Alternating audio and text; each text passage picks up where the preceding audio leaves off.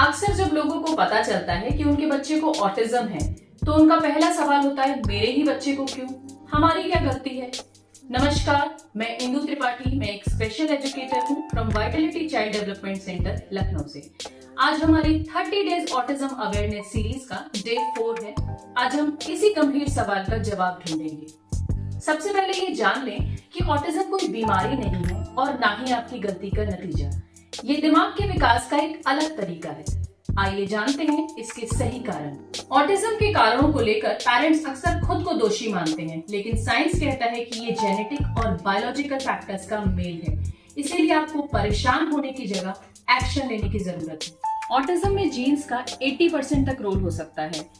कई बार family history में देरी से बोलना, लर्निंग इश्यूज होते हैं और कई बार डीएनए में अचानक बदलाव, जिन्हें म्यूटेशन कहते हैं, जिन पर हमारा काबू नहीं होता, ऑटिज्म का कारण हो सकता है। कुछ एनवायरमेंटल फैक्टर्स भी रिस्क को बढ़ा देते हैं, जैसे प्रीमेच्योर बर्थ यानी बच्चे का समय से पहले पैदा होना या पैदा होते वक्त वजन बहुत कम होना।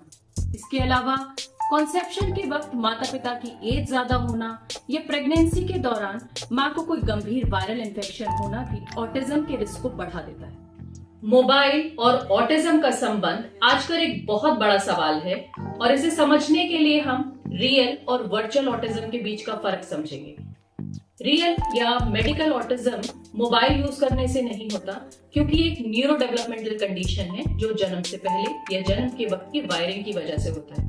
लेकिन अगर 2-2.5 साल का बच्चा दिन भर मोबाइल देखेगा तो उसमें ऑटिज्म जैसे लक्षण पैदा होते हैं, जिसे हम वर्चुअल ऑटिज्म कहते हैं। जब बच्चा मोबाइल देखता है तो वो केवल एक तरफ से सिग्नल ले रहा होता है, जिससे कि उसके ब्रेन के डेवलपमेंट में रुकावट आती है, जिससे सोशल इंटरैक्शन में कमी, आई कांटेक्ट में कमी, स्पीच में डिले देखने को मिलता है। और अगर पहले से बच्चे में ऑटिज्म है तो ये लक्षण मोबाइल की वजह से बहुत ज्यादा बढ़ जाते हैं, जिससे बच्चा अपनी दुनिया में खोया रहता है। अगर आपने मोबाइल उसे छीन लिया तो गुस्सा, चिड़चिड़ापन, फ्रस्ट्रेशन जैसे लक्षण देखने को मिलते हैं। इसीलिए 2 साल से कम उम्र के बच्चे को मोबाइल बिल्कुल नहीं देना है, स्क्रीन टाइम 0 रखना है, क्योंकि बच्चा आपसे सीखेगा, मोबाइल से नहीं। बैड पेरेंटिंग की वजह से ऑटिज्म नहीं होता। एमएमआर वैक्सीन का ऑटिज्म से कोई रिलेशन नहीं है।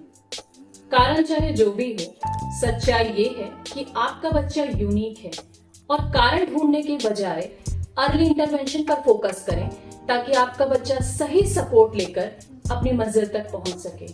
तो क्या हुआ छोड़कर अब क्या करें, इस पर ध्यान, क्योंकि हर बच्चा खास है, हर बच्चे की अपनी एक वाइटैलिटी है। इस पूरे अप्रैल महीने मेरे साथ जुड़िए ऑटिज्म को बेहतर ढंग से समझने के लिए। मिलते हैं कल एक नई जानकारी के साथ। मेरे इस मिशन में मेरे साथ जुड़ने के लिए मुझे फॉलो करें, इस वीडियो को ज्यादा से ज्यादा शेयर करें, ताकि सही जानकारी हर घर तक पहुंचे। Thank you.